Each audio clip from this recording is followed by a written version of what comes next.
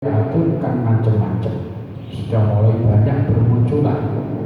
Tentu yang dibahas ini di tanah Jawa. Kalau di Arab kan sudah banyak. Munculnya bukan tahun 1300, bukan 1900 seperti Syiah dan sebagainya, itu sudah ada di luar tanah. Tapi tanah Jawa masih kondusif, masih dikendalikan oleh para aulia yang mengikuti madzhab Ahlus Sunnah wal Jamaah dengan ciri-ciri itu adalah tata cara beribadah, sholat, haji, puasa, mengikuti salah satu madzhab, malah hanya fokus kepada madzhab Syafi'i. Tidak dikenalkan madzhab Maliki, madzhab Hanafi, madzhab Ahmad bin Hanbal, tidak. Hanya dikenalkan madzhab Syafi'i karena dianggap madzhab Syafi'i ini yang lebih pas untuk masyarakat Jawa yang airnya juga sudah seperti itu. Artinya para ulama itu mendekatkan masyarakat awam kepada madzhab Syafi'i karena dianggap madzhab Syafi'i ini lebih familiar, lebih bisa diterima untuk ilmu budaya sehari-hari itu, lebih bisa, lebih enak, lebih ringan. Ini pilihan sudah dipilih. Meskipun berbicara madzhab Ahlus Sunnah wal Jamaah fikih itu bisa mengambil salah satu 4. Tapi para ulama dengan kearifan mereka itu mengarahkan madzhab Ahlus Sunnah wal Jamaah versi fikihnya itu khusus kepada madzhab Syafi'i. Contoh, mudik wedo batal madzhab Syafi'i, dan tutup mahram. Sama-sama Ahlus Sunnah, madzhab yang lain podo Ahlus Sunnah wal Jamaah itu enggak batal, batal. Ya karena orang Indonesia itu kan sensitif sekali dengan masalah kulit, ketemu kulit itu sudah dianak bisa. Iya kan? Makanya dipilih seperti itu batal, cocok. Nah kalau madzhab yang lain, apalagi waktu kita umroh, itu gandengan tangan kita masjid itu coba suruh tinggal. Inti saya nggak masalah, artinya nggak batal ya. Tapi oleh ulama diarahkan, apalagi di Indonesia ini yang membawa sebagian besar para ulama pasca Wali Songo itu datang dari Hadramut, yang di sana itu semuanya Syafi'i.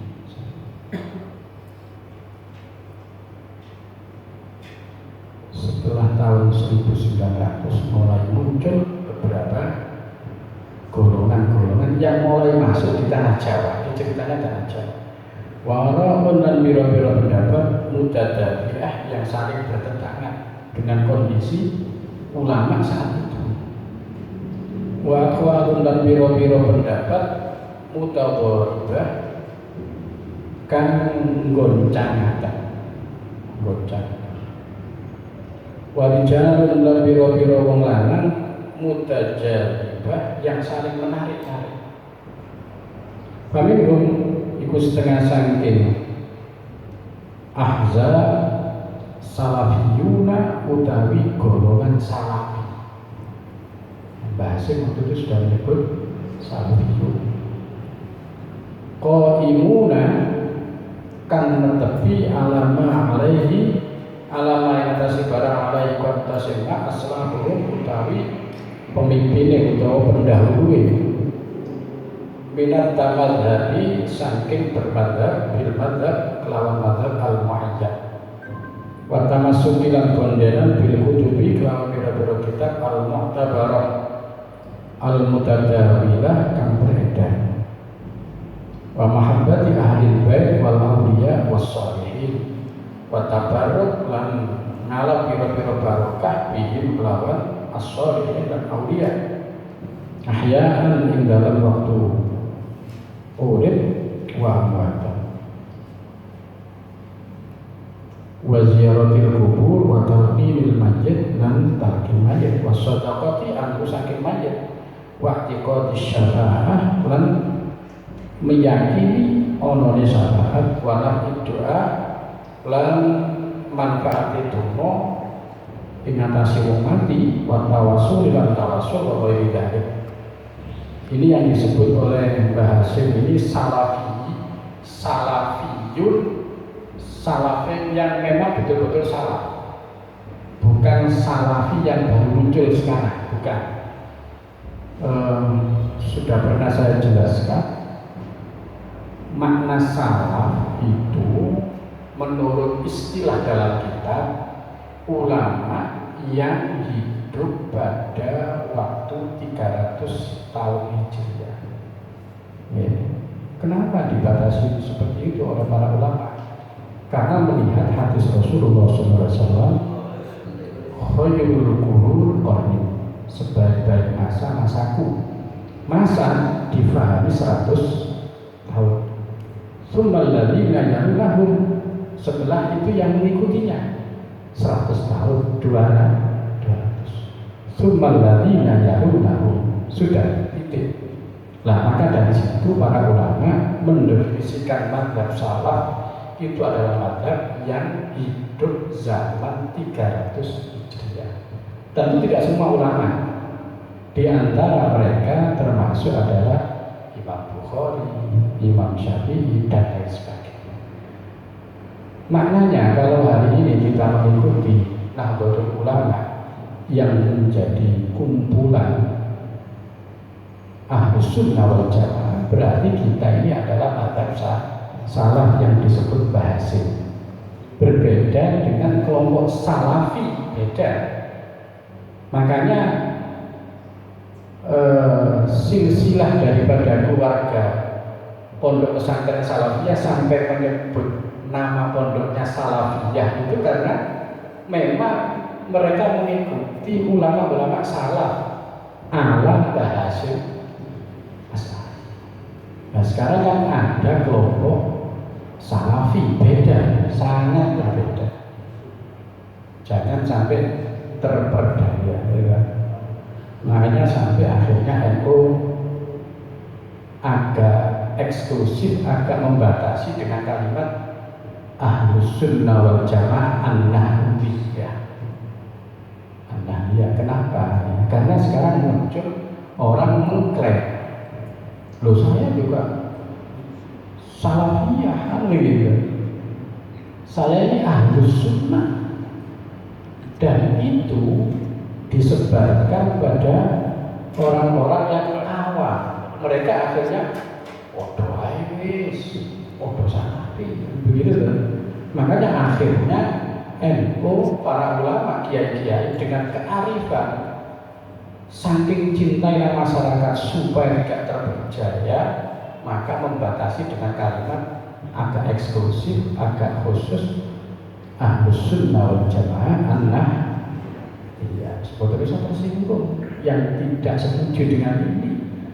Ulama mengatakan An-Nahdliyah ini karena melihat masyarakat awam khawatir terperdaya. Sing santri-santri paham kita, apa alfiah ini iso bedakno. Ya gak usah digawe kolongan wis iso bedakno. Cuma aja dihilangno ijtihad para ulama-ulama pesantren yang membatasi Ahlus Sunnah wal Jamaah dengan An-Nahdliyah. Sing dadi ukuran iku masyarakat awam. Dudu kiai-kiai, dudu sing wis paham kita dudu. Karena rahmatnya para ulama-ulama pesantren sampai sampai campur baur. Akhirnya sing gelem apa mereka gelem apa podo. Gelem tahlil dan gak gelem tahlil podo. Karena klaimnya mereka adalah Ahlus Sunnah Jamaah. Makanya para ulama dengan kearifan, dengan rasa rahmat kepada masyarakat awam di desa-desa, tambah ngomong An-Nahdliyah. Sing gak arep ojo tersinggung. Apa sing gak enak gak Ahlus Sunnah betul. Tidak arah ke sana para ulama NU.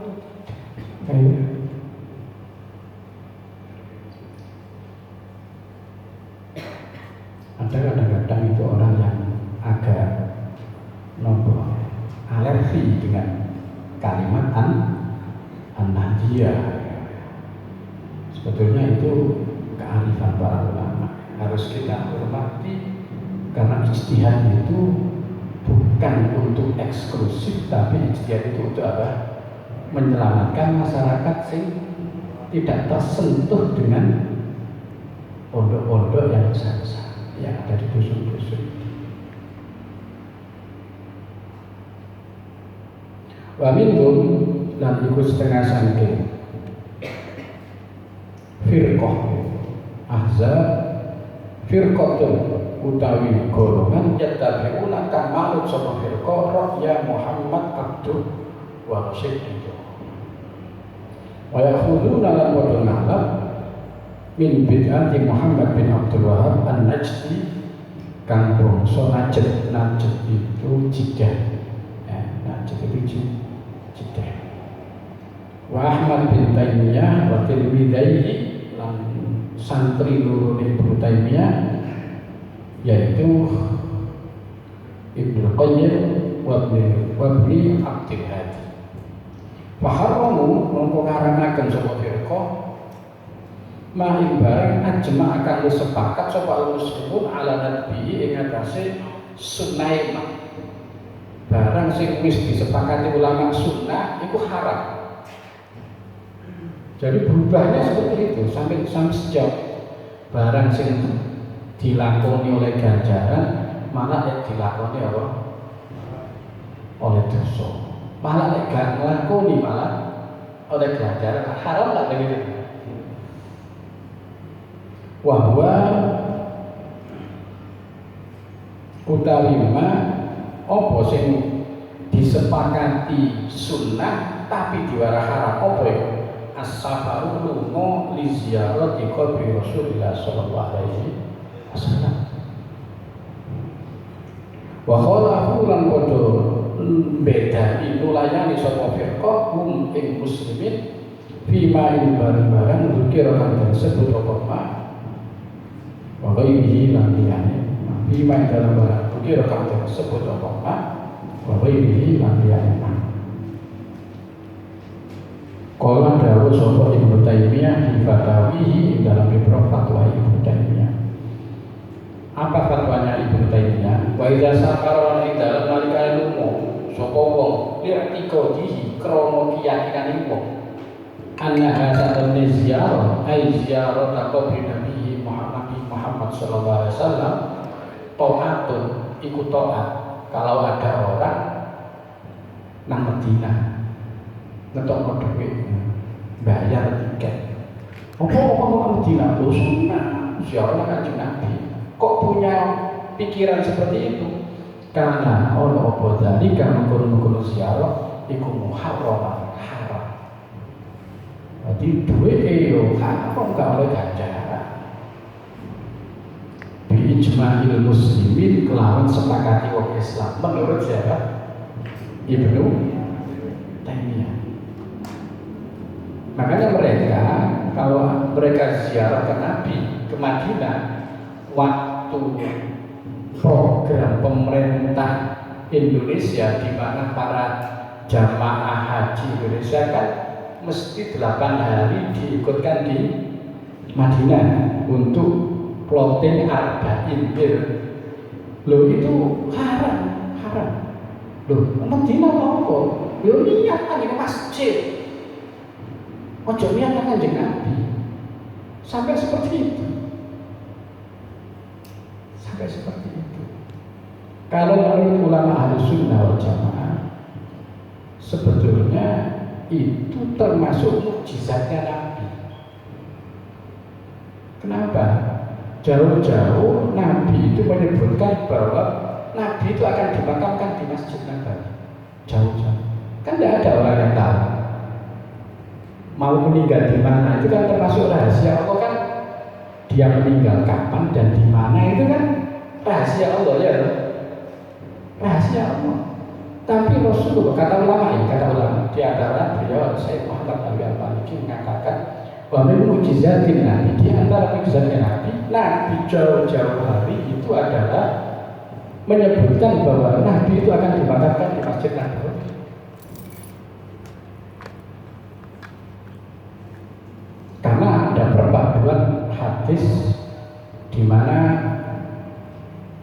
la tusaddu rihal illa ila salasati masajid.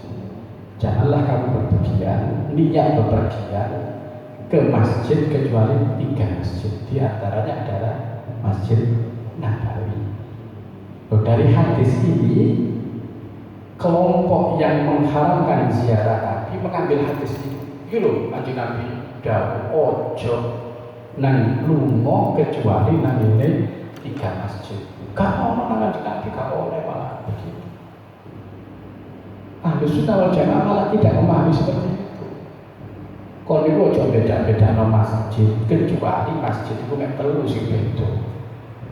Makanya menurut ulama usul fikih, menurut ulama fikih, lek sampean nandan, aku lek sido besanan Nabi iko, aku tak iktikaf ono Istiqlal, begitu. Bareng diterima besanan, lockdown di BKN dan zona Jakarta. Padahal wis ditentokno dinami. Bagaimana? Duh iktikaf masih tembok pun lah wis sambut. Sah kata para ulama. Karena posisinya sama tingkatan masjidnya aku tak iktikaf mau hampir nazar. Ternyata aduh dihitung tak cukup kayaknya untuk bola enggak bisa akhirnya iktikaf di masjid sini sah dan nazarnya terlaksana. Karena apa? Kelas masjidnya sama. Tapi lah sunnah aku nazar sebetulnya hasil aku tak iktikaf di Masjid Nabawi tidak bisa, tidak harus ke sana karena tidak ada yang menyamai kelas itu kata para ulama dari hadis itu. Lalu satu lihat, tapi orang-orang yang mengharamkan ziarah kepada Nabi mengambil itu jauh. Itu nanti dikaji betul oleh Abu Yazid Muhammad Al-Walidi dalam satu bab. Itu kalau bahas itu saja di Salafiyah itu bisa 3 bulan anak-anak aliyah setengah semester membahas itu untuk ziarah kubur itu sampai selesai. Qala al-Imam Syekh Muhammad Bakhil Al-Hanafi Al-Mudi' fi risalati dalam risalah Al-Musamma kan tenarane tadhiyul fuad min tanassul iqam. Wahadal fari utawi iki kelompok iku kot ipta teman-teman nyoba kot ubtulia teman-teman dicoba sapa sing dicoba al muslimuna wong muslim bikasirin kelawan akeh minhum saking al-fari minhum saking al-fari kelompok salafan ing dalam zaman biyen wa khurafan lan zaman buri. Bahkan mongko ono sapa hadal fari iku wasmatan koyok cacat wasulmatan lan koyok pecah fil muslim yang merusak orang-orang Islam. Justru itu kata Mbah Hasyim mengikuti pendapat Syekh Bakhil Al-Mudi' Al-Hanafi. Wa abwan lan iku anggota fasikan kang kena penyakit atau kang rusak yang bukan wajib opokot kuhu medot atau mutus ing apa oleh ono apa jenenge anggota badan kena penyakit yang khawatir menjalar itu menurut medis kan kudu dipotong gitu ya, amputasi ya. Itu Mbah Hasyim sudah mengenalkan teori itu oleh ono akidah macam-macam, potong saja sudah ya, potong saja. Makanya aku sama kemarin sempat marah TWS ada grup kronologi sistem kalau nahi mungkar di PKM ini, kalau amar ma'ruf di PKNU. Wah, aku sama yang marah saya lihat. Aduh keren deh, untuk dipahami ini cocok biasanya sih. Karena kelompok itu adalah disebut oleh bahasa apa? Adwun fasid, anggota badan yang rusak, yang bisa menjalar kepada struktur tubuh yang amputasi, kata bahasa amputasi tidak boleh. Kenapa kok diamputasi? Hatta la ya'ti, sehingga orang mulai apa fasid ma'al bagi liyane bahwa mongko utawi amrun fasid iku utawi penyakit itu ya penyakit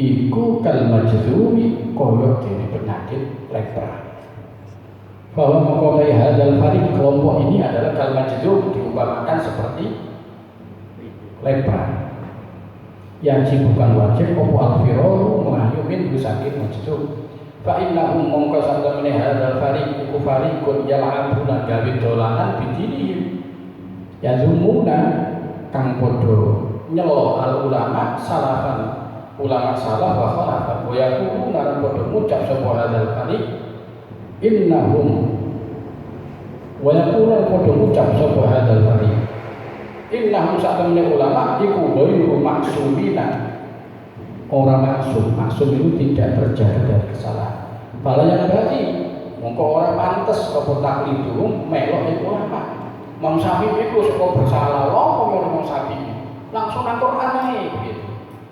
Itu pendapat mereka, ya. Mereka mencela kepada Imam Syafi'i. Walafar kolan orang perbedaan tidak dalam mengkono annahum ghairu maksumina fala yang bagi takliduhum bainal ahya antara ulama sing wis urip wal amwat. Wa ta'alu dalam podo nyacak sapa hadzal fariq alaihi atase ulama wa yaqulu dalam podo muncalaken sapa hadzal fariq asyubhat ing pira-pira sesupaan kebingungan. Wa yadurruna halan nyebaraken sapa hadzal fariq ha syubhat fi uyuni basairi du'afa ing dalam mripate pira-pira basirori wong kang lemah. Makanya tadi saya sebutkan yang paling terkena dampaknya itu adalah orang awam dengan mazhab ini. Orang awam yang lemah ekonominya. Ya saya lihat sekarang itu di Masjidil Haram kan ada ma'had di Masjid Nabawi dan ma'had di Masjidil Haram ada ma'had itu gratis. Yang saya lihat kebanyakan itu dari daerah-daerah Matraman, gratis. Anak-anak muda itu dididik menjadi pengikut mazhab ini, yang oleh Mbah Hasim itu harus diamputasi. Sekarang saya tanya dari mana? Video dari mana? Trenggalek gitu. Dari daerah-daerah luas. Makanya kemarin PKPNU itu menggarap daerah sana itu alhamdulillah betul sudah mereka terselamatkan. Ya memang kita sebagai pengurus NU itu ya dakwah itu ya betul-betul daerah pinggiran itu harus ya. Kalau di Pasuruan ya menurut saya usaha harus mulai banyak berdiskusi dengan teman-teman DNU, teman-teman anak-anak muda lapas dan untuk mengkaji bagaimana dakwah di daerah-daerah daerah pinggiran itu emang kalau digarap oleh orang lain. Kadang-kadang garap orang seperti itu lebih mudah, tapi yes, emang mungkin pendekatan dengan ekonomi juga bagus.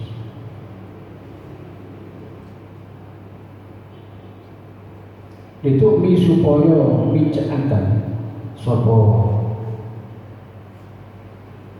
hadzal fariq absarahu ing peninggali doa an iku bihaula saking cacate mengkono-mengkono hadzal fariq yang siduna padha nejo bidzalika kelawan mengkono-mengkono tuhmi absarahu an iku bihaula ilqa al adawah ing nibaaken permusuhan wal baghdha lan saling membenci bihululihin kelawan manggoni hadzal fariq al-jawa ing angkasa wa yas'auna mereka yas'auna la padha mlaku sapa hadzal fariq fil ardi nyebaraken sapa hadzal fariq fil ardi fasadan kerusakan Yaquluna padha ngucap Allahi al-kadzib wa hum ya'lamun.